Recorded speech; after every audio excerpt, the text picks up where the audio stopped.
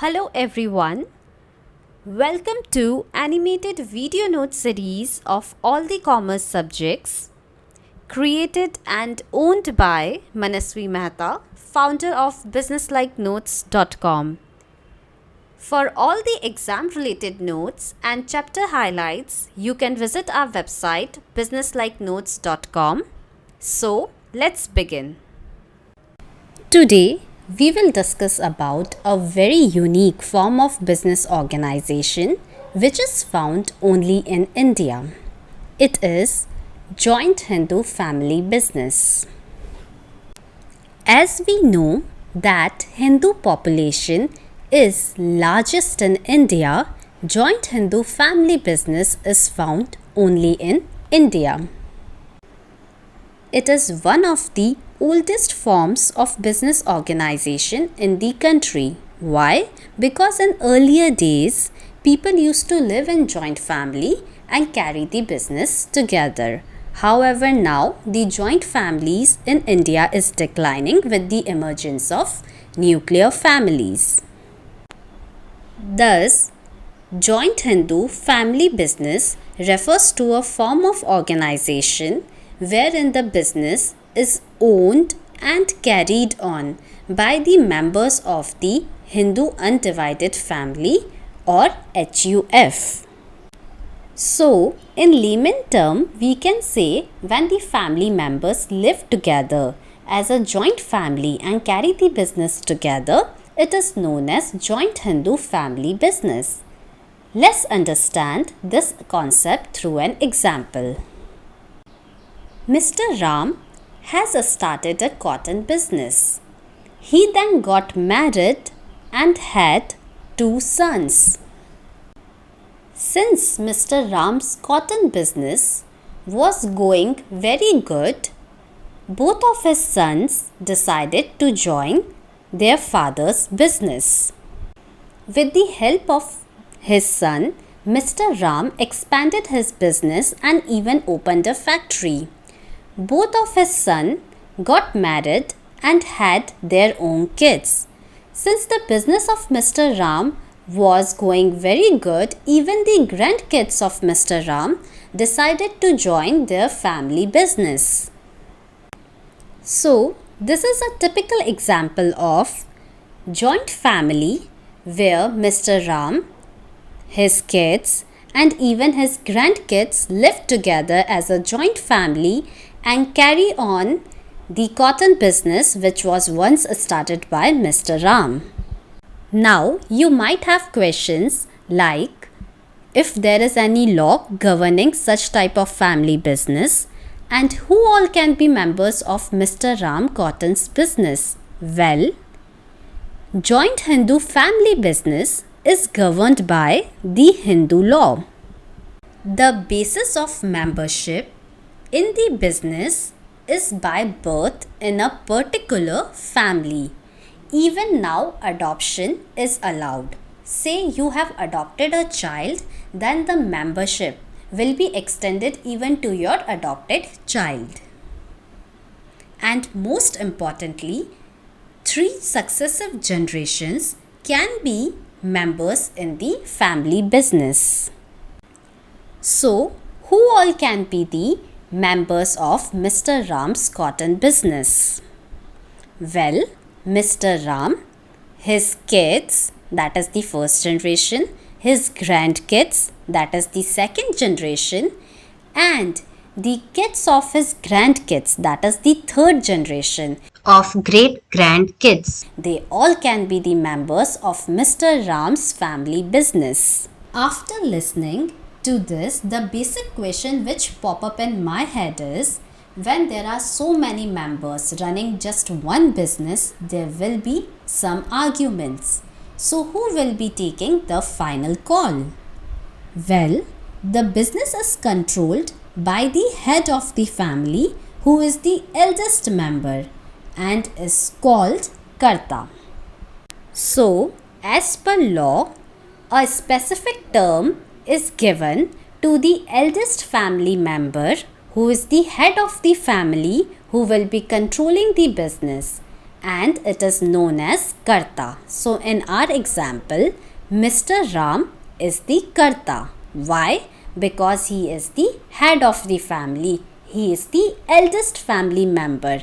So all the final decisions will be taken by Mr. Ram. He will be controlling the family business.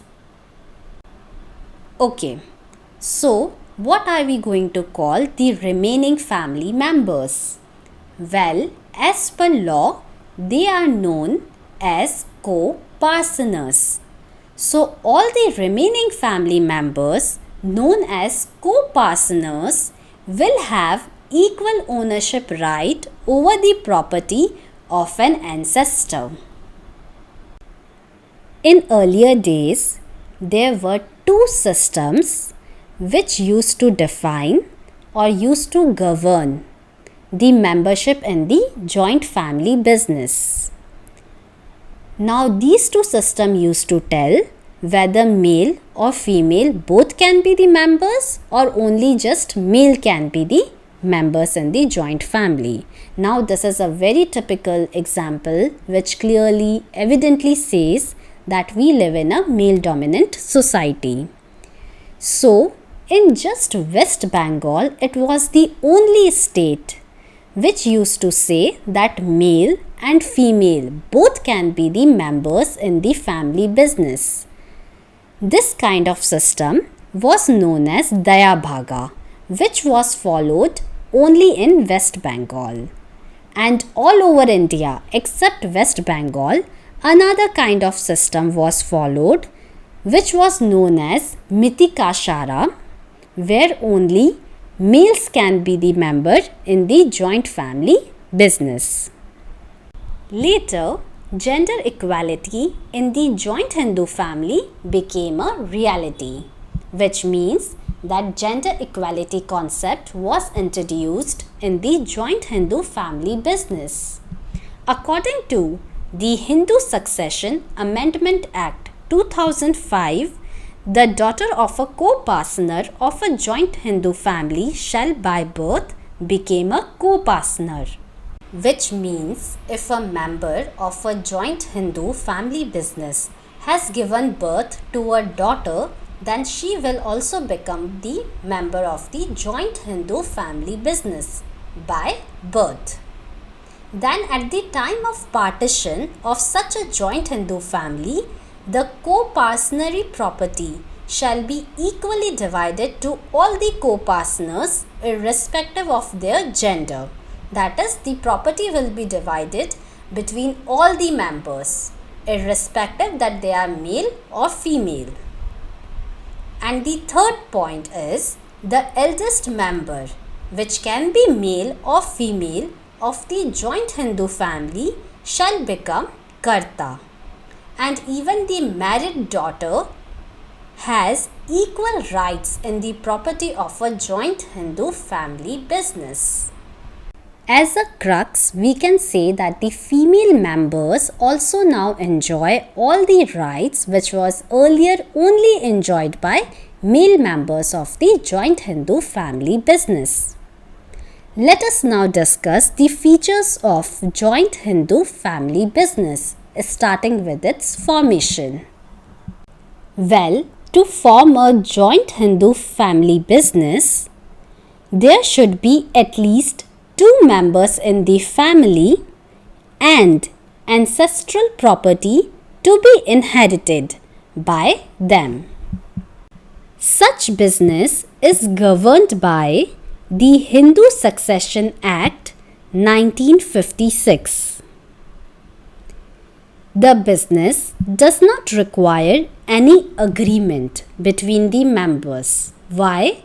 Because the membership is by birth or adoption. So, whether you give birth to a child or you adopt a child, that child will become the member of the joint Hindu family business.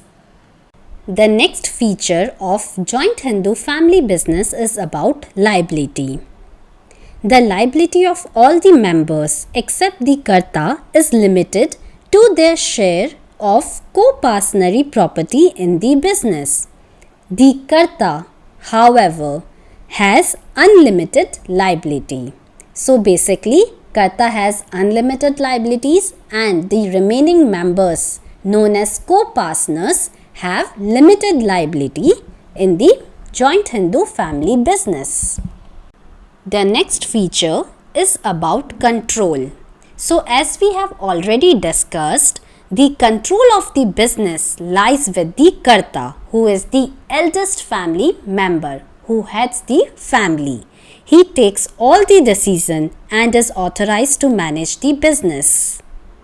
His decisions are binding on the other remaining members. The next feature is about continuity.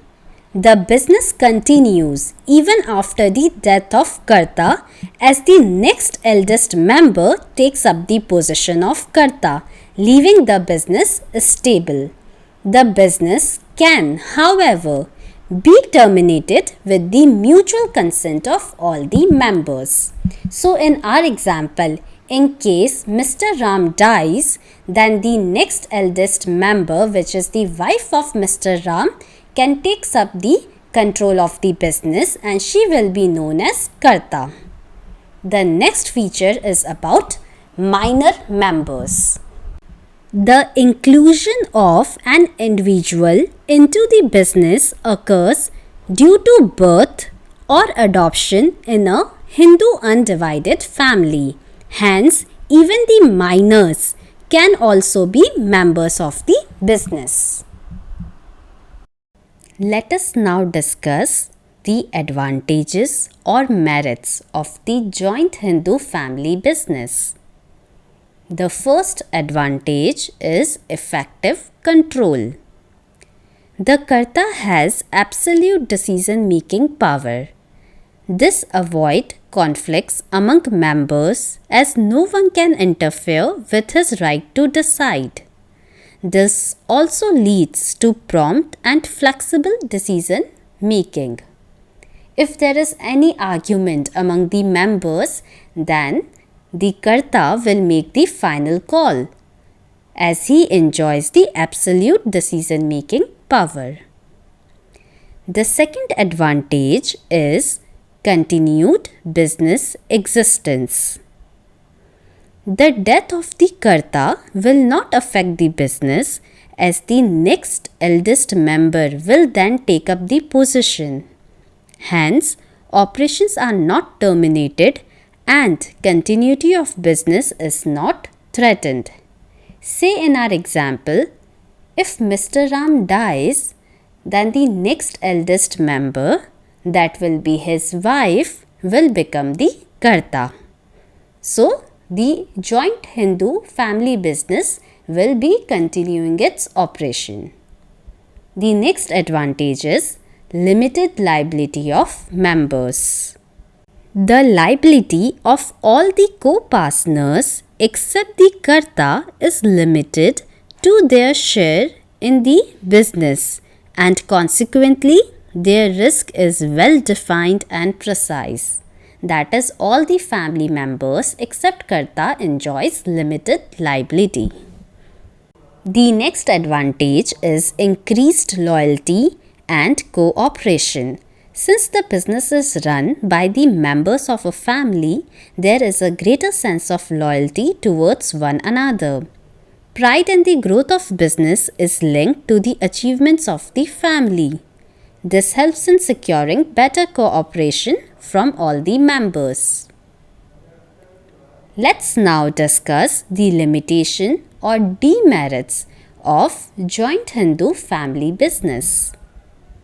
The first disadvantage is of limited resources. The joint Hindu family business faces the problem of limited capital as it depends mainly on ancestral property. This limits the scope for expansion of business. As we know that family members or even Karta cannot bring his own capital into the business, the joint Hindu family business capital is limited to the ancestral property the family has. The next limitation is unlimited liability of Karta. The Karta is burdened not only with the responsibility of decision making and management of business, but also suffers from the disadvantage of having unlimited liability. His personal property can also be used to repay business debts. Which means if the family business is going into the losses, the debts can be recovered from the personal assets of Karta. The next limitation is dominance of Karta. The Karta individually manage the business, which may at times may not be acceptable to other members. This may cause conflicts among them and may even lead to breakdown of the family unit. Which means that if Karta make any decision which is not acceptable to other family members, this may lead to the breakdown of the joint Hindu family business. The next limitation is limited managerial skills. Since the Karta cannot be an expert in all the areas of management, the business may suffer as a result of his unwise decisions. His inability to decide effectively may result into poor profits or even losses for the organization. Well, this leads to end of the topic Joint Hindu Family Business, one of the oldest form of business organization which is found only in India. However, such organization is on decline because of the diminishing number of joint Hindu families in the country.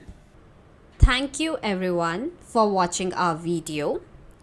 If you are interested in online classes or career related guidance in commerce, you can write us on businesslikenotes@gmail.com. If you liked our video, please subscribe to our channel for more updates. Thank you.